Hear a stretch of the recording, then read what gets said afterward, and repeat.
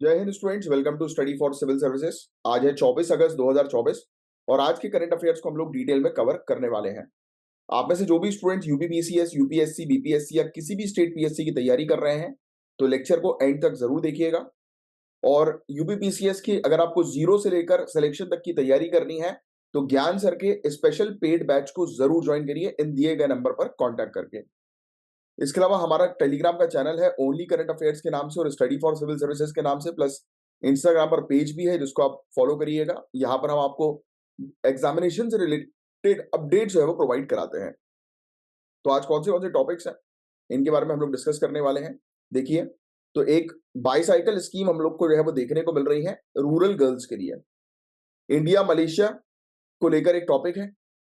फिर इसके अलावा ग्लोबल साउथ किस चीज को बोला जाता है, ग्लोबल साउथ ये टर्म किस पर्पस के लिए उपयोग में लिया जाता है, नीचे कमेंट बॉक्स में लिखकर बताओ। फिर पॉलीग्राफ टेस्ट लीगैलिटीज क्या है इसकी, पॉलीग्राफ टेस्ट की लीगैलिटीज, पॉलीग्राफ टेस्ट होता क्या है, तो इस पर हम लोग बात करेंगे। अरावली रेंज के बारे में हम लोग चर्चा करेंगे। तो ये सब पूरे टॉपिक्स हैं आज के जिनको एक एक करके हम लोग कवर करने वाले हैं। तो मैं माफी चाहूंगा आज के लिए, आज और मतलब कल तो संडे, कल तो आपको ऑफ रहेगा। थोड़ी सी मेरी अभी पिच जो है वो स्लो रहेगी। उसका रीजन जो है वो सबसे बड़ा ये है कि कल एक्चुअली मेरे साथ एक छोटा सा हादसा हो गया, एक्सीडेंट हो गया, तो जिस कारण मेरी ऑलरेडी स्पाइन इंजर्ड थी तो वो और ज़्यादा इंजर्ड हो गई है। तो कल रात में मैं 12 बजे तक हॉस्पिटल में एडमिट भी था। बट अभी हाँ, अभी पेन तो है अभी भी फिलहाल, बट हाँ कोई फ्रैक्चर नहीं हुआ, बस ये बहुत अच्छी बात है। नहीं तो स्पाइन का फ्रैक्चर तो आपको पता है कि कितना खतरनाक रहता है। बट अभी भी मस्कुलर पेन काफ़ी ज़्यादा है। सो उस पेन के कारण मैं ज़्यादा हाई पिच में अभी मतलब आज माफ़ी चाहूँगा आज के लेक्चर में कि वैसी बात नहीं हो पाएगी, वैसे एनर्जी के साथ नहीं हो पाएगी। क्योंकि इवन मैं बोल भी रहा हूँ तो अभी पेन हो रहा है, लाइक बोलते हैं ना कि ब्रीदिंग करने में पेन हो रहा है, क्योंकि पूरा बैक जो सर्वाइकल के नीचे वाला एरिया है, थोरैसिक बोलते हैं जिसको, बैक साइड, तो वहां बहुत ज्यादा पेन है। एनीवेज, चलो ये चीज आपको बतानी थी, थोड़ा सा आज के लिए एनर्जी को एडजस्ट करिएगा आप लोग। और अब सबसे पहले तो बाईसाइकिल स्कीम का ये टॉपिक है और स्कीम से रिलेटेड अक्सर एग्जाम में क्वेश्चंस पूछे जाते हैं। तो रीसेंट रिसर्च ने हाईलाइट किया है कि साइकिलिंग जो है वो रूरल गर्ल्स के बीच में बढ़ी है, और ये बहुत अच्छी बात है। ये इसको साइलेंट रेवोल्यूशन कहा जा रहा है, ये चीज लिख लीजिए, मौन क्रांति, साइलेंट रेवोल्यूशन। क्वेश्चन आ सकता है साइलेंट रेवोल्यूशन अभी रिसेंटली न्यूज में था, ये किससे जुड़ा हुआ है? तो गांव क्षेत्रों में बच्चियां जो साइकिल चला रही हैं उससे रिलेटेड है ये साइलेंट रेवोल्यूशन, ये ध्यान में रखिएगा। सरकार की स्कीम्स में इसने बहुत इंपॉर्टेंट रोल प्ले किया है, राइट। इससे फायदा ये हुआ है कि स्कूल के अंदर एनरोलमेंट बढ़ गया है, राइट। स्टडी जो है ये बाइसिकल के रोल की बात कर रही है डिस्ट्रीब्यूशन स्कीम के अंदर, जिसने गांव क्षेत्र में रहने वाली जो बच्चियां हैं, गर्ल्स हैं, उनको सशक्त बनाया, एम्पावर किया है।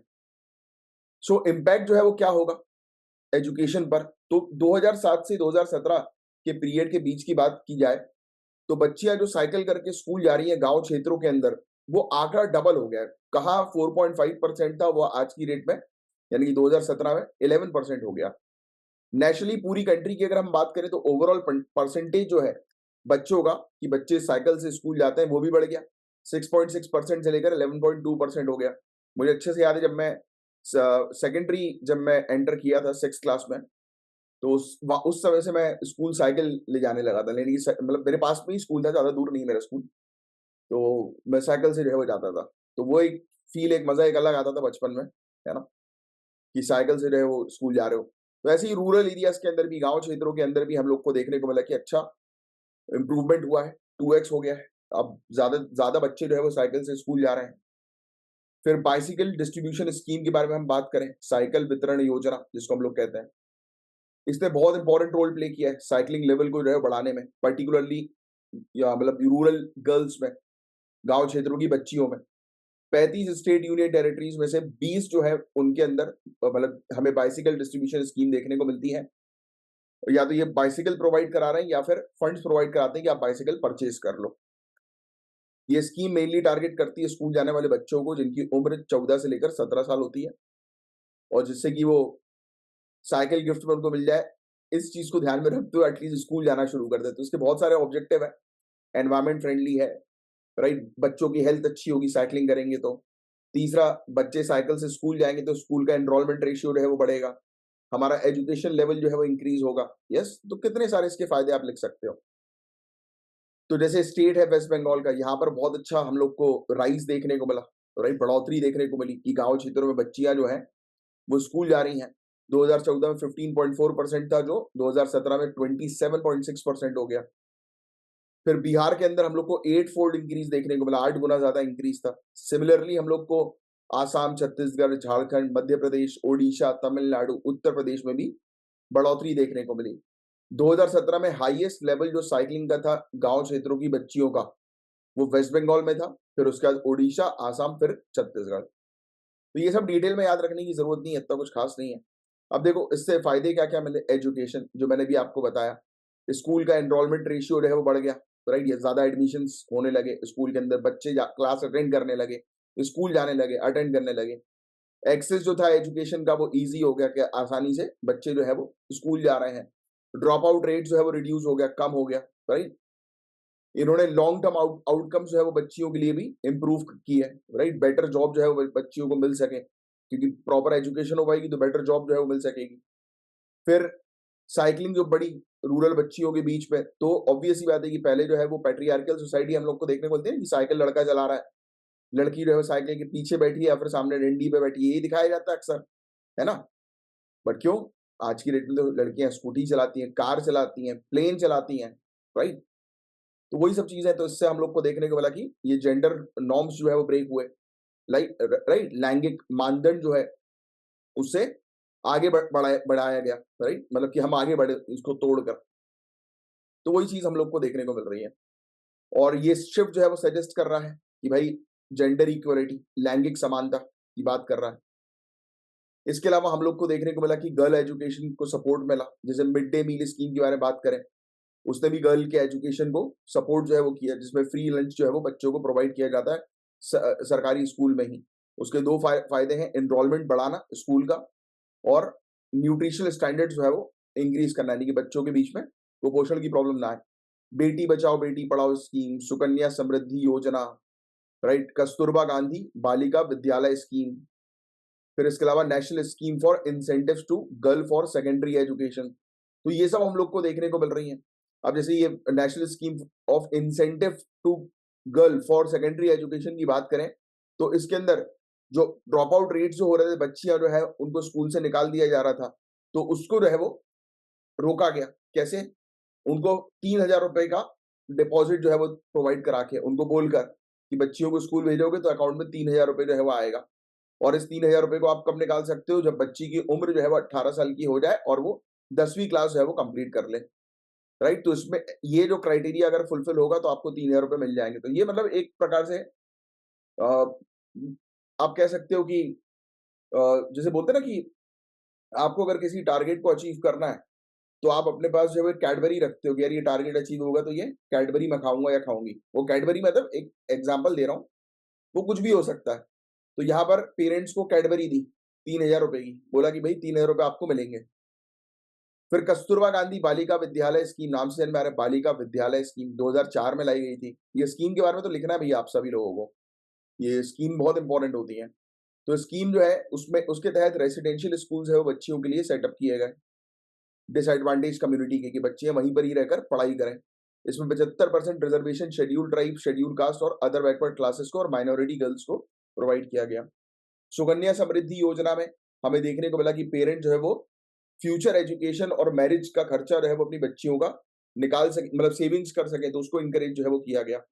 बेटी बचाओ बेटी पढ़ाओ पे तो आपको ऑब्वियसली पता ही है कि बच्चियों को बचाना है और पढ़ाना है, एजुकेट करना है। डिक्लाइनिंग सेक्स रेशियो जो है, चाइल्ड सेक्स रेशियो, और उसको एड्रेस करने पर मेन ऑब्जेक्टिव इसका देखने को मिलता है। मिड डे मील के बारे में तो मैं आपको बता ही चुका हूँ, ठीक है? अब आगे बढ़ते हैं। इंडिया मलेशिया इंटरनेशनल रिलेशंस का टॉपिक हम लोग को देखने को मिल रहा है। अब आपने वर्ल्ड मैप लगाया ना अपने घर पर बड़ा सा? अगर नहीं लगाया तो लगा लेना भैया। वर्ल्ड मैप की तरफ देखो, मलेशिया कहाँ पर है, लोकेट करो जाओ, और अपने दीवार के ही वर्ल्ड मैप पर देखना है, सर्च नहीं करना है ऑनलाइन। उसके पीछे भी एक बहुत बड़ा रीजन होता है कि अपने घर के दीवार जो है ना उसी पर ही देखना है वर्ल्ड मैप, तभी आपको एग्जाम के समय पर याद रहेगा। तो इंडिया मलेशिया जो है उसने मेजर स्टेप जो है वो लिए हैं बायलैटरल रिलेशंस को अपग्रेड करने में। तो हम मलेशिया के साथ अपने संबंध जो है उसको बेटर बना रहे हैं। कॉम्प्रिहेंसिव स्ट्रेटेजिक पार्टनरशिप हम लोग को दोनों के बीच में देखने को मिल रही है। मलेशिया के प्राइम मिनिस्टर ने इंडिया पर विजिट किया, और यहाँ पर काफी सारी चीजों के बारे में डिस्कशन हुआ कि कैसे हम लोग व्यापार बढ़ाएंगे, कैसे हम लोग सिक्योरिटी का काम करेंगे, कैसे इस क्षेत्र में शांति बना के रखेंगे। तो ये सब चीजें, इसका मेन ऑब्जेक्टिव यही था कि हमारे जो जो इश्यूज, जो मतभेद जो हो रहे थे, डिप्लोमेटिक मतभेद पिछले कुछ सालों में या दशकों में, तो उसको जो है वो खत्म करना है और उसको बेटर बनाना है। फिर ये कॉम्प्रिहेंसिव स्ट्रेटेजिक पार्टनरशिप की बात करें तो 2015 में इसको लाया गया था और इसको अब हम अपग्रेड कर रहे हैं, इनहैंस स्ट्रेटेजिक पार्टनरशिप से कॉम्प्रिहेंसिव स्ट्रेटेजिक पार्टनरशिप पर ला रहे हैं, यानी कि और बेटर हम स्ट्रेटेजिकली रणनीतिक तौर पर जो है वो संबंध मलेशिया के साथ बनाएंगे। व्यापार जो है वो हम लोग को 19.5 बिलियन यूएस डॉलर देखने को मिला, मतलब दोनों के बीच में व्यापार काफी अच्छा हो रहा है। इन्वेस्टमेंट अपॉर्चुनिटी, फिनटेक मतलब financial technologies, energy, digital technology, startup, तो इनको इनकरेज किया गया कि भाई हम अपना व्यापार जो है वो इन सब चीजों पर, इन सब एरियाज पर इन्वेस्टमेंट करके और बढ़ा सकते हैं। आसियान इंडिया ट्रेड, हम गुड्स एग्रीमेंट जो हम लोग को देखने को मिलता है, दोनों ही कंट्री ने एग्री किया कि वो AITIGA रिव्यू प्रोसेस को जो है वो और तेज करेंगे, राइट, और इसको 2025 तक कंप्लीट कर देंगे, जिससे कि सप्लाई चेन कनेक्शंस इंडिया और आसियान के बीच में बेहतर हो, इंप्रूव हो। आसियान का फुल फॉर्म नीचे कमेंट बॉक्स में लिखकर बताओ मुझे, ये पहले भी मैं आपको पढ़ा चुका हूँ। फिर इन बहुत सारे समझौता ज्ञापन पर हस्ताक्षर हुए, मेमोरेंडम ऑफ अंडरस्टैंडिंग पर साइन हुए, चाहे वो रिक्रूटमेंट, एम्प्लॉयमेंट, रिपेट्रिएशन से रिलेटेड हो वर्कर्स के। रिपेट्रिएशन पता है आपको क्या होता है? प्रत्यावर्तन इसको जो है वो कहते हैं, कि कोई भी अगर फंस गया आपकी कंट्री के अंदर तो आप उसको वापस उसकी कंट्री में जो है वो भेज दो, राइट। ये अक्सर मेनली कहा जाता है कि जो भगौड़े होते हैं ना, जैसे कि विजय माल्या हुआ, इकोनॉमिक ऑफेंडर जिसको हम लोग बोलते हैं, तो उनको वापस कंट्री में बुलाने के लिए रिपेट्रिएशन की प्रोसेस जो है वो होती है। तो वर्कर जो है दोनों कंट्रीज के बीच में उनकी प्रोसेस जो है बेटर बनाना, मैनेजिंग प्रोसेस, उनको मैनेज करने की प्रोसेस, इस पर हस्ताक्षर हुए। आयुर्वेद और ट्रेडिशनल सिस्टम ऑफ मेडिसिन पर हस्ताक्षर हुए, राइट। एक आयुर्वेदिक चेयर जो है वो मलेशिया के अंदर भी ओपन की जाएगी। फिर डिजिटल टेक्नोलॉजी हम लोग को जो है वो देखने को मिल रही है, cyber security, AI, quantum computing, right, linking digital payment system, तो इन सब एरियाज पर मिलकर काम करेंगे। प्रमोट करेंगे कल्चर को, टूरिज्म को। फिर बताया जा रहा है कि पब्लिक एडमिनिस्ट्रेशन और गवर्नेंस में, लोक प्रशासन और शासन सुधार में जो है वो अच्छा रिफॉर्म्स लाया जाएगा। फिर इसके अलावा एंगेजमेंट किया जाएगा, कॉपरेशन किया जाएगा यूथ इनिशिएटिव्स और स्पोर्ट्स में, राइट, तो स्पोर्ट्स में भी मिलकर काम करेंगे। अब ये सब चीजें लिखने की जरूरत नहीं है, बस एक बेसिक आइडिया होना चाहिए कि इंडिया आसियान मिलकर जो है वो वेरियस एरियाज पर काम कर रहे हैं, अपने संबंध जो है वो बेटर बना रहे हैं। डिफेंस की अगर बात करें तो जॉइंट एक्सरसाइज कंडक्ट की जाएगी और ज्यादा रिसर्च एंड डेवलपमेंट किया जाएगा, इंडस्ट्रीज को बढ़ाया जाएगा, डिफेंस से रिलेटेड जो इंडस्ट्रीज होती हैं, दोनों ही मिलकर टूरिज्म पर काम करेंगे, राइट। जितने भी ऑर्गेनाइज क्राइम जो होते हैं ट्रांसनेशनल, तो उसको रोकने पर जो है वो काम करेंगे। फिर मलेशिया जो है उसने 100 सीटें जो है वो रखी हैं इंडिया के ITEC प्रोग्राम में, और फोकस किया जा रहा है cyber security, AI, machine learning के ऊपर। मलेशिया अप्रिशिएट करता है कि इंडिया जो है वो सपोर्ट कर रही है आसियान को और सेंटर में लेकर आ रही है, मतलब मेन केंद्र का बिंदु जो है बना रही है एशियन रीजन में, राइट। और इंडिया मलेशिया के इंटरेस्ट को भी सपोर्ट करती है कि उसने ब्रिक्स को ज्वाइन किया, और अ, इसने मलेशिया ने भी जो है वो सपोर्ट किया इंडिया का कि भाई इंडिया को जो है वो यूनाइटेड नेशन सिक्योरिटी काउंसिल में परमानेंट मेंबरशिप मिले, राइट। फिर इसके अलावा दोनों ही कंट्रीज मिलकर सस्टेनेबल एनर्जी के ऊपर, क्लाइमेट चेंज के ऊपर भी काम कर रही हैं। इन्होंने इंटरनेशनल बिग कैट अलायंस भी जो है वो ज्वाइन किया है, राइट। ये बेसिकली बिग कैट्स को जो है वो प्रोटेक्ट करने के लिए, टाइगर हुए जैसे। फिर एक्ट ईस्ट पॉलिसी का हिस्सा है इंडिया की मलेशिया को सपोर्ट करना, मलेशिया के साथ संबंध अच्छा बनाना। फिर इस विजिट ने जो है अपॉर्चुनिटी प्रोवाइड कराई कि भाई हमारे पहले जो पुराने जो रिलेशन थे जिसमें कुछ गड़बड़ियां आ रही थी, तो उसको ठीक कर दिया जाए।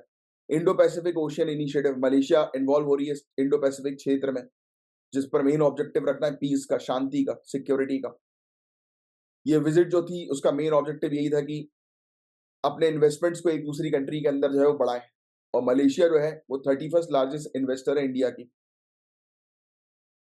फिर हिस्ट्री की बात करें तो मलेशिया जो है वो इंडिया की 13वीं लार्जेस्ट ट्रेडिंग पार्टनर है, यानी कि व्यापार के मामले में 13वीं सबसे ज्यादा व्यापार करने वाली कंट्री में मलेशिया हम लोग को देखने को मिलती है। Comprehensive economic cooperation agreement, CECA, 2011 से हम लोग को देखने को मिल रहा है दोनों कंट्रीज के बीच में चल रहा है। डिफेंस 1993 को लेकर डिफेंस रिलेशंस हमने बिल्डअप किए हैं। 2.95 मिलियन लोग जो हैं वो इंडियन कम्युनिटी के मलेशिया के अंदर हम लोग को देखने को मिलते हैं। मलेशिया जो है वो कॉन्स्टिट्यूशनल मोनार्की वहां पर हम लोग को देखने को मिलती है, मतलब संवैधानिक राजतंत्र है वहां पर साउथ ईस्ट एशिया के अंदर। और यहाँ पर बहुत ज्यादा बायोडाइवर्सिटी, जैव विविधता और कल्चरल हेरिटेज, सांस्कृतिक विरासत हम लोग को देखने को मिलती है। तो ये बस बेसिक से फैक्ट्स है मलेशिया के बारे में जो आपको पता होना चाहिए। इसमें कुछ लिखने वाली चीज नहीं थी, बस आपको ध्यान में रखना है कि ऐसी थी, मतलब मलेशिया के साथ हम अपने संबंध को बेटर बना रहे हैं। इंडिया जो है इसने होस्ट किया है तीसरा voice of global south summit. मैंने आपसे एक क्वेश्चन पूछा था कि ग्लोबल साउथ क्या होता है, तो डेवलप्ड जो कंट्रीज होती हैं उनको ग्लोबल नॉर्थ कहा जा रहा है आज की डेट में, और डेवलपिंग कंट्रीज को जो है वो ग्लोबल साउथ कहा जा रहा है। तो ग्लोबल साउथ मतलब सिंपल शब्दों में डेवलपिंग कंट्रीज को कहा जाता है। तो ग्लोबल साउथ यानी कि डेवलपिंग कंट्रीज को जो है वो सशक्त बनाने से रिलेटेड ये third voice of global south summit है जो इंडिया ने होस्ट करी, ये लिख लेना, अभी 17 अगस्त 2024 को। और वर्चुअल फॉर्मेट में ये डिजिटल मीटिंग देखने को मिली। 123 कंट्रीज ने इसमें पार्टिसिपेट किया। चाइना पाकिस्तान को हमने इनवाइट नहीं किया था। थीम जो थी इस समिट की वो थी an empowered global south for a sustainable future. ये थीम इंग्लिश में ध्यान रखना है क्योंकि इंटरनेशनल समिट ये हम लोग को देखने को मिल रही है। समझ में क्या आ रहा है हम लोग को कि हमें डेवलपिंग कंट्रीज ग्लोबल साउथ जो है उनको सशक्त बनाना है सस्टेनेबल फ्यूचर के लिए, सतत भविष्य के लिए। तो ये क्या है, VOGSS voice of global south summit. तो इंडिया ने ये शुरू किया है, ये चीज भी लिखिएगा। एक ऐसा प्लेटफॉर्म है जहां पर ग्लोबल साउथ को हम एक साथ यूनाइट करते हैं, मतलब डेवलपिंग कंट्रीज को एक साथ एक प्लेटफॉर्म पर लेकर आते हैं और उनके जितने भी मुद्दे वगैरह जो होते हैं उसको आपस में डिस्कस करते हैं, प्रॉब्लम्स को। जैसे इंडिया की फिलॉसफी है वासुदेव कुटुंबकम, one earth one family one future, लिख लीजिएगा ये बहुत ज्यादा इंपॉर्टेंट है। इसी विजन के साथ जो है हम लोग सभी के साथ कोलैबोरेटिव तरीके से काम कर रहे हैं। पहली और दूसरी समिट जो हुई थी वो भी इंडिया के द्वारा ही 2023 में होस्ट की गई थी और दोनों ही वर्चुअल फॉर्मेट में थी। ये भी तीसरी समिट थी इसकी। रिसेंटली कोविड-19 पेंडेमिक में हमने देखा, यूक्रेन कॉन्फ्लिक्ट में हमने देखा, तो जो ये बहुत इश्यूज जो आ रहे हैं, तो इसके कारण काफी सारी कंट्रीज को बहुत प्रॉब्लम्स आई, जैसे कि कर्जे में आ गई कंट्रीज। फूड और एनर्जी सिक्योरिटी की प्रॉब्लम है सबसे ज्यादा, राइट। भुखमरी की प्रॉब्लम्स बढ़ती जा रही, सप्लाई चेन डैमेज हुआ है क्योंकि यूक्रेन कॉन्फ्लिक्ट के कारण अगेन एनर्जी सिक्योरिटी का भी इशू हम लोग को देखने को मिल रहा है क्योंकि वहां से नेचुरल गैस जो है वो मतलब आती है, तो कॉन्फ्लिक्ट के चलते आ नहीं रही है, बहुत मतलब कम सप्लाई हम लोग को देखने को मिल रहा है, राइट। और इसमें सबसे ज्यादा प्रॉब्लम जो होती है वो किनको होती है, डेवलपिंग कंट्रीज को। तो इंडिया का मेन ऑब्जेक्टिव यही है कि प्लेटफॉर्म प्रोवाइड कराना और सबके प्रॉब्लम जो है उसको सुनना और सोल्यूशन जो है वो लेकर आना। तो अब ये तीसरी जो ये सबमिट हुई थी 2014 में, अभी अगस्त में, तो इसमें क्या क्या चीजें सामने आती हैं, तो देखिए आप, global development compact 4 fold proposal रखा गया जिसमें हम लोग टारगेट करेंगे किसके ऊपर, कि व्यापार को बढ़ाना है, सतत विकास करना है, सस्टेनेबल ग्रोथ करनी है, फिर टेक्नोलॉजी शेयर करनी है आपस में एक दूसरे के साथ, और फाइनेंस और ग्रांट्स पर काम करना है, यानी कि एक दूसरे को आप फंडिंग प्रोवाइड कराओ, कुछ अनुदान वगैरह दो जिससे कि सबका डेवलपमेंट हो सके। और इस चीज के लिए इंडिया ने अनाउंस किया 2.5 मिलियन यूएस डॉलर का फंड ट्रेड प्रमोशन के लिए, व्यापार को बढ़ाने के लिए, और 1 मिलियन यूएस डॉलर का फंड ट्रेड पॉलिसी में सबको शामिल करने के लिए। फिर इंडिया ने कमिट किया कि इंडिया जो है वो अफोर्डेबल जेनरिक मेडिसिन जो है वो अवेलेबल कराएगी डेवलपिंग कंट्रीज को, यानी कि सस्ते में आप मेडिसिन जो है प्रोवाइड कराएंगे, जेनरिक मेडिसिन डेवलपिंग कंट्रीज को। और नेचुरल फार्मिंग की प्रैक्टिस को बढ़ावा देने की इंडिया ने बात करी, और नेचुरल फार्मिंग के बारे में बजट में भी आया है इस साल के। तो ये बहुत इंपॉर्टेंट है, नेचुरल फार्मिंग 99% चांसेस से रिलेटेड क्वेश्चन आएंगे, तो रेडी रहना। और ये भी कहा कि हमें भाई वैश्विक तौर पर जो है वो शासन करना जरूरी है, और ये कहा कि आप सुधार जो है वो लेकर आओ, राइट, ग्लोबल इंस्टीट्यूशंस में।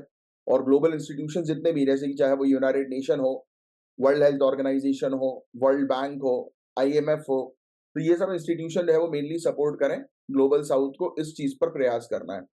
समिट का मेन ऑब्जेक्टिव यही है कि हमें सस्टेनेबल डेवलपमेंट गोल्स को अचीव करना है। अब मुझे नीचे कमेंट बॉक्स पर लिखकर बताओ टोटल कितने सस्टेनेबल डेवलपमेंट गोल्स हैं उनके टोटल कितने टारगेट्स हैं और उनके टोटल कितने इंडिकेटर्स हैं। तो ये तीनों चीजें आपको पता होनी चाहिए, इंडिकेटर्स, टारगेट्स और गोल्स।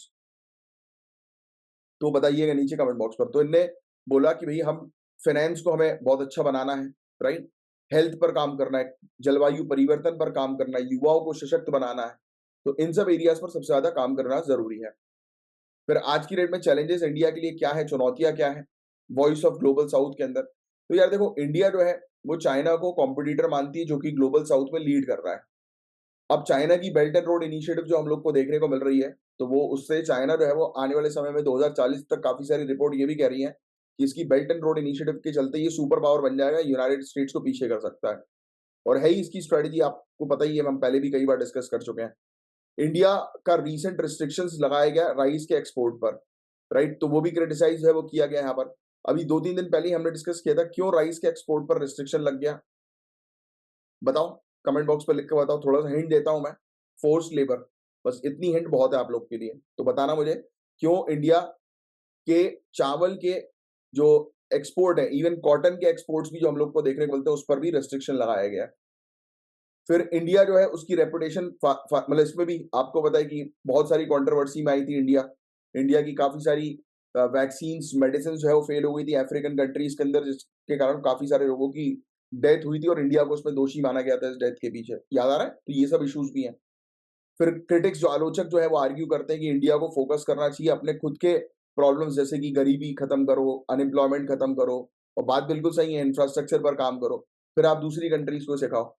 बट ऐसा नहीं है। आप इंटरनेशनल फ्रंट पर आपको बैलेंस करते हुए चलना रहता है कि आप अपने भी करो और दूसरों को भी हेल्प करो। इंडिया जो है उसको कंटिन्यू एक अलायंस बिल्डअप करने की आवश्यकता है। कंटिन्यू हम लोग को जो है वो सहयोग की आवश्यकता है एक दूसरी कंट्रीज के साथ। हमें कोलैबोरेट करना चाहिए टेक्नोलॉजी, एजुकेशन, हेल्थ केयर में चाइना के इन्फ्लुएंस को काउंटर करने के लिए। हमें बेसिकली जो है वो सस्टेनेबल डेवलपमेंट पर फोकस करना है, राइट। और ऑब्वियसली एथिकल लीडर के तौर पर इंडिया ने हमेशा अपने आप को रिप्रेजेंट किया है, तो एथिक्स के तौर पर हम लोग चलेंगे।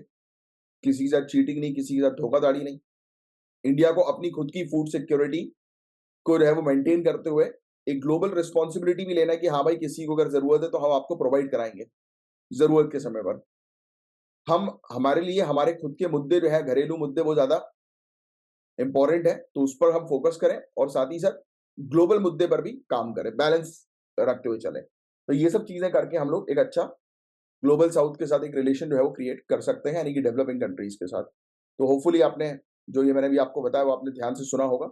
जो चीज लिखने वाली होती है सिर्फ वही चीज लिखनी है, बाकी हर चीज लिखने की जरूरत नहीं। जैसे मैंने आपको स्टार्टिंग में बताया था, आपको सिर्फ ये लिखना है कि voice of global south summit India के अंदर हुई, पहली, दूसरी, तीसरी, तीनों, राइट। इसकी थीम भी मैंने आपको बताई थी, वो भी लिखनी थी बस, और इसके अंदर और खास कुछ नहीं था। सिर्फ बाकी चीजें जो थी वो समझने वाली थी, दैट्स इट। नेक्स्ट, आगे की चर्चा करते हैं। पॉलीग्राफ टेस्ट के बारे में यहाँ पर बात हो रही है। क्या होता है पॉलीग्राफ टेस्ट, पहले तो आप ये समझ लो। पॉलीग्राफ, इसको लाई डिटेक्टर टेस्ट कहा जाता है। क्या कहा जाता है? Lie detector test. समझ में आ गया होगा आपको क्या आया समझ में, कि भाई अगर कोई इंसान झूठ बोलता है तो उसका ब्लड प्रेशर एकदम से बढ़ जाता है, पल्स रेट उसकी बढ़ जाती है, सांस बहुत तेज होने लगती है उसकी, और कई बार वो ये सब चीजें कंट्रोल भी कर ले तो स्किन में भी एक अलग वो दिखने लगता है, रोंगटे खड़े हो जाते हैं जैसे, है ना। तो ये सब चीज है। तो ये जो टेस्ट होता है वो ये सब चीजों को जो है वो डिटेक्ट कर लेता है और पता लग जाता है कि सामने वाला सच बोल रहा है या झूठ बोल रहा है।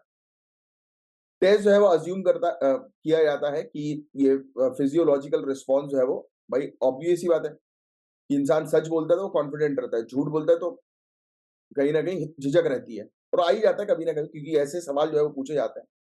बट कुछ लोग एक्सपर्ट होते हैं झूठ बोलने में, आंखों में आंख डाल के झूठ बोलते हैं।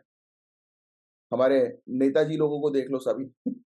सो न्यूमेरिकल वैल्यूज असाइन की जाती है हर एक साइकोलॉजिकल रिस्पॉन्स के लिए, ये निर्धारित करने के लिए कि इंडिविजुअल सच बोल रहा है, झूठ बोल रहा है, या फिर पता नहीं लग पा रहा है कि भाई वो सच बोल रहा है कि झूठ बोल रहा है, वो बिल्कुल नॉर्मल है। तो अब देखिए CBI, central bureau of investigation. अच्छा, मुझे बता सकते हो नीचे कमेंट बॉक्स पर लिखकर, सीबीआई जो है वो किस कानून के थ्रू जो है वो स्टैब्लिश हुई है, बता सकते हो? तो इसको जो है वो ऑथोराइज किया गया पॉलीग्राफ टेस्ट कंडक्ट करने के लिए on main suspect in Kolkata rape and murder case, right. तो आपको पता है कोलकाता का जो केस हुआ था, तो उसमें जो व्यक्ति पाया गया, तो सीबीआई को ऑथराइजेशन मिल गया है कि वो जो है वो कंडक्ट कर सकते हैं पॉलीग्राफ टेस्ट। हाई कोर्ट जो है उन्होंने पोस्टपोन कर दी अगली हियरिंग 29 अगस्त तक पॉलीग्राफ टेस्ट की परमिशन मिलने के बाद।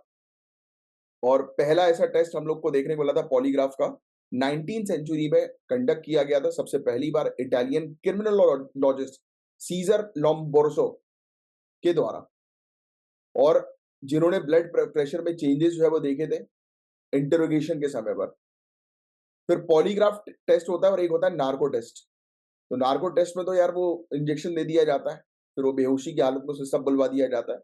ये होता है नार्को टेस्ट। इसमें आप लिख लेना, इसमें बेसिकली सोडियम पेंटोथेल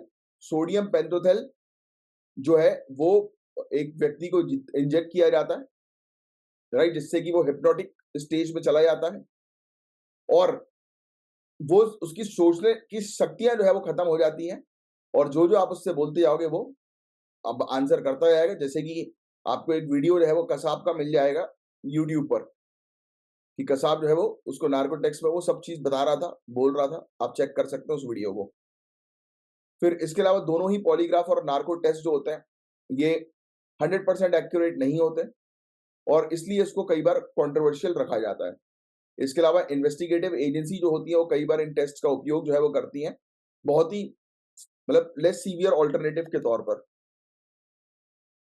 एनीवेज, अब पॉलीग्राफ या नार्को टेस्ट की बात करो या ब्रेन मैपिंग टेस्ट की बात करो, तो आप जो है वो आरोपी जो होता है उसकी सहमति से ही ले सकते हो, और अगर आपने आरोपी की सहमति से ये टेस्ट नहीं लिया तो आर्टिकल 20 क्लॉज 3 का उल्लंघन माना जाता है, राइट।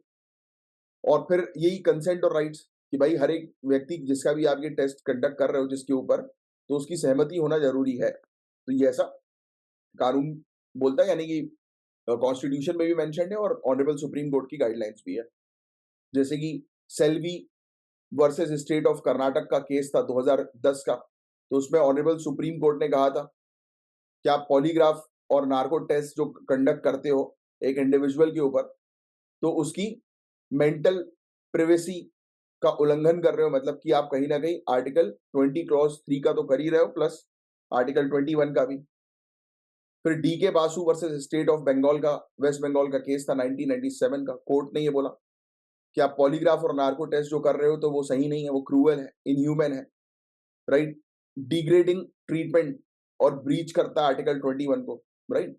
ऐसी स्टेट ऑफ बॉम्बे वर्सेस काटी कालू ओगढ़ का केस था।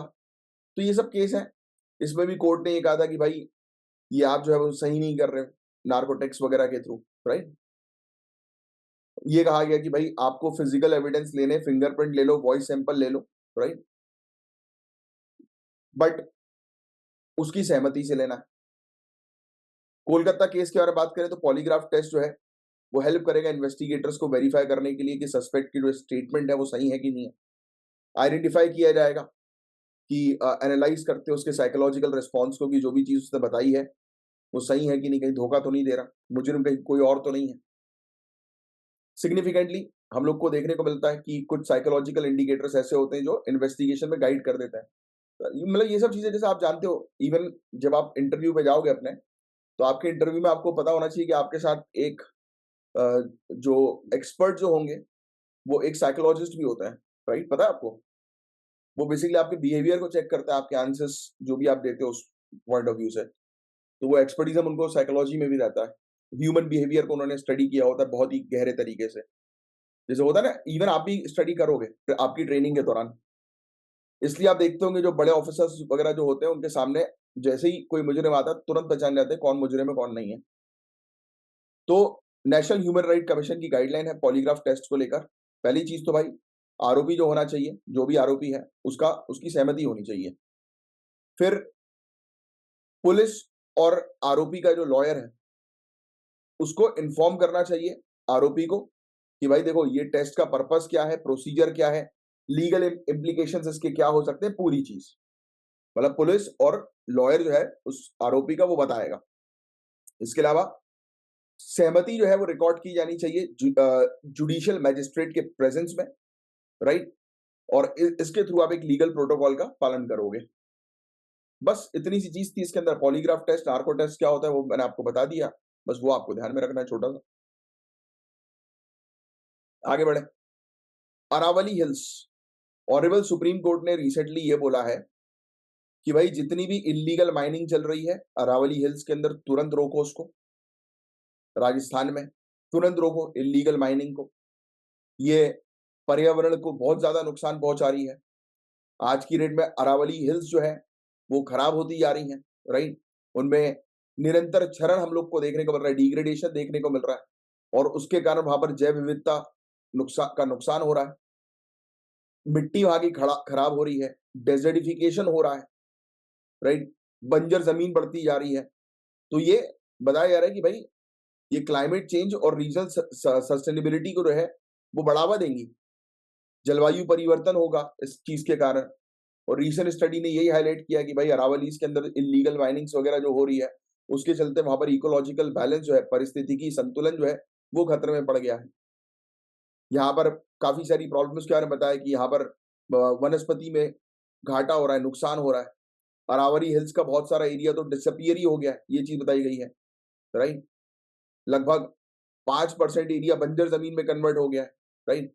या फिर वहां पर लोगों ने सेटलमेंट कर लिए हैं, घर वगैरह बना लिए हैं, ये पहाड़ियों को तोड़ा गया है, राइट। ठीक है, थार डेजर्ट इसके कारण एक्सपेंड हो गया है, नेशनल कैपिटल रीजन की तरफ पहुंच रहा है, एनसीआर की तरफ।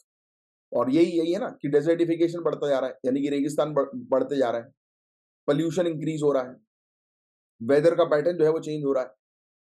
यहाँ पर जो पेड़ पौधे जो लगते थे, फॉरेस्ट कवर जिसको हम लोग बोलते हैं, वो 32% तक घट गया है 1975 और 2019 के बीच में। तो ये सब चीजें हैं।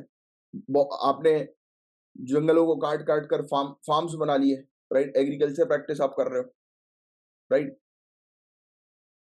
माइनिंग एरिया जो है वो इंक्रीज हो गया, बढ़ गया, 1.8% हम लोग को देखने को मिला। 1975 में वो 2.2% हो गया है। यहाँ पर एक्सप्लोजिव्स का उपयोग किया जाता है, धमाके किए जाते हैं, जिसके कारण से वहां का पारिस्थितिकी तंत्र जो है वो उसका संतुलन बिगड़ रहा है।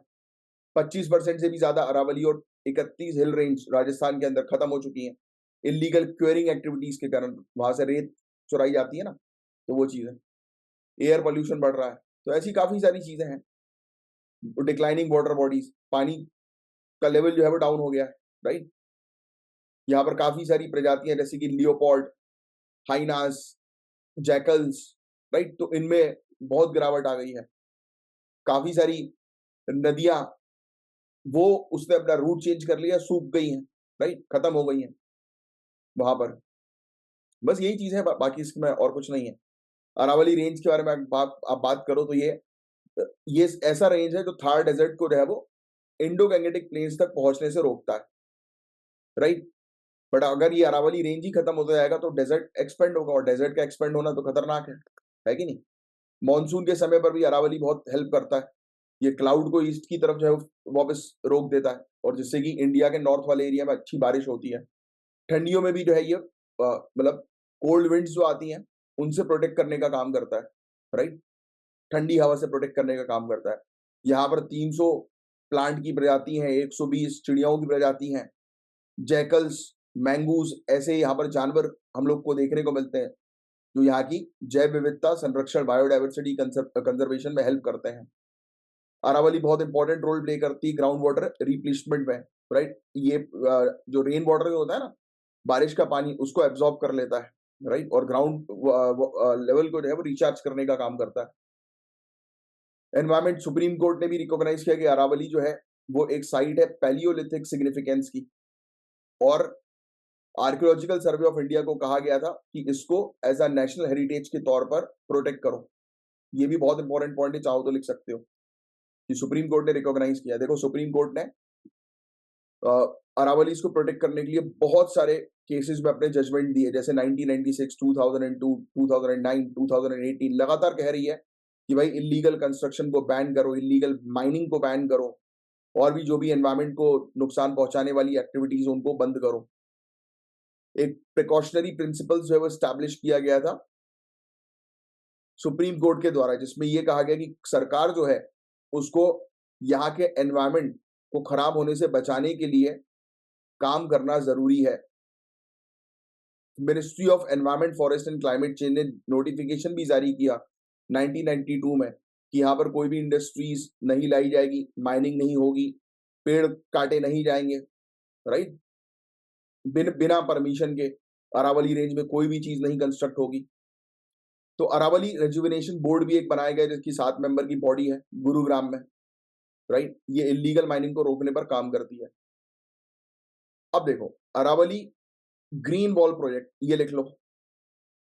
1400 किलोमीटर का लंबा और 5 किलोमीटर का चौड़ा ग्रीन बेल्ट जो है वो अरावली के पास बनाया जा रहा है। अफ्रीका के ग्रेट ग्रीन वॉल से इंस्पायर हुआ ये, यहाँ की इकोलॉजिकल बैलेंस को सपोर्ट करने के लिए। ग्रीन वॉल मतलब कि पेड़ लगाए जाएंगे इस क्षेत्र में।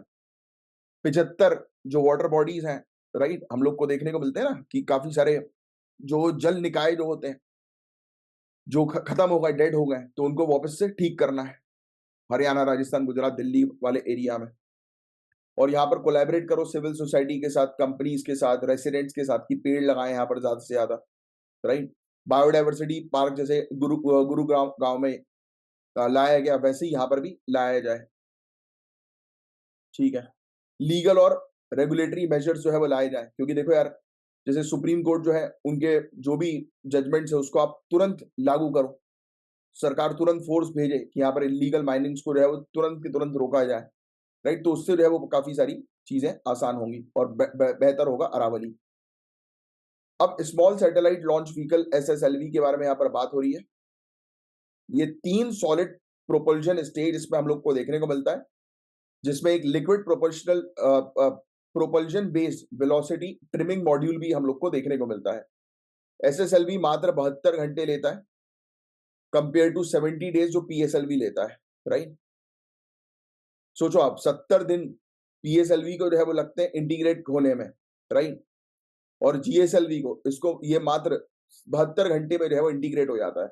अब स्मॉल सैटेलाइट लॉन्च व्हीकल है भाई, छोटी सैटेलाइट लॉन्च व्हीकल है, तो बहुत जल्दी हो जाएगा ये। इसको डिजाइन किया गया मिनी माइक्रो नैनो सैटेलाइट्स को जो है वो लॉन्च करने के लिए, जिसकी कैपेसिटी मात्र 10 से लेकर 500 किलो तक की होती है, right. Next, gross ecosystem product, GEP के बारे में यहां पर बात हो रही है। ग्रॉस इकोसिस्टम प्रोडक्ट, ये लिख लेना भैया, ये बहुत इंपॉर्टेंट है। हिंदी में भी ग्रॉस इकोसिस्टम प्रोडक्ट ही ध्यान में रखिएगा। सकल पारिस्थितिकी तंत्र उत्पाद, और दोनों लिखना आप हिंदी में। ये एक ऐसा इंडिकेटर है, यानी कि एक ऐसा संकेतक है जो मेजर करता है कि वैल्यू जो है वो इकोसिस्टम सर्विस की ह्यूमन वेलफेयर के लिए और सस्टेनेबल डेवलपमेंट के लिए कितनी है। मतलब सिंपल शब्दों में बोलूं, जैसे पेड़ हमें ऑक्सीजन दे रहा है, करेक्ट, तो उस ऑक्सीजन को हम कैलकुलेट तो नहीं करते मॉनेटरी वैल्यूज में, बट अगर आप सोचो कि हॉस्पिटल में जाके जो आप ऑक्सीजन ले रहे हो तो उसमें आपको पैसा देना रहता है कि नहीं। अब यहाँ पर नॉर्मली आपको पेड़ ऑक्सीजन दे रहा है, तो उसकी मॉनेटरी वैल्यू जो है वो यहाँ पर कैलकुलेट की जाती है। वही चीज है ये GEP। ये एक कंपोनेंट है ग्रीन GDP का। देखो जैसे हम लोग GDP कैलकुलेट करते हैं ना वैल्यू के टर्म्स में, तो ये ग्रीन GDP का कंपोनेंट है, ठीक है। फिर इसमें बायोडाइवर्सिटी, क्लाइमेट चेंज, ये सब एस्पेक्ट्स को जो है वो देखा जाता है, राइट, ना कि स्टैंडर्ड GDP वाले एस्पेक्ट्स को। GEP इंडेक्स जो है ये separately man made conservation efforts को अलग रखता है, जैसे अमृत सरोवर और नेचुरल प्रोसेस जैसे कि रेनफॉल से क्या हो रहा है, तो उनको सेपरेट करके जो है वो एक पूरी लिस्ट बनाता है। आपको इतना ध्यान में नहीं रखना, आपको बस ये पहला वाला पॉइंट, ये GEP जो है वो क्या है, बस इसको ध्यान में रखो आप। स्मॉल सैटेलाइट लॉन्च व्हीकल से रिलेटेड ही एक क्वेश्चन है इस प्रोग्राम से रिलेटेड। इस क्वेश्चन को पढ़िए और इसका अच्छे से आंसर लिखने की कोशिश कीजिएगा, और लाइक का बटन प्लीज जरूर हिट करिएगा अगर आपको लेक्चर अच्छा लगा हो तो। अब सॉरी, आज थोड़ी सी एनर्जी लो है, और अब मिलेंगे हम लोग मंडे को। तब तक के लिए bye bye, take care, have a great day ahead, जय हिंद।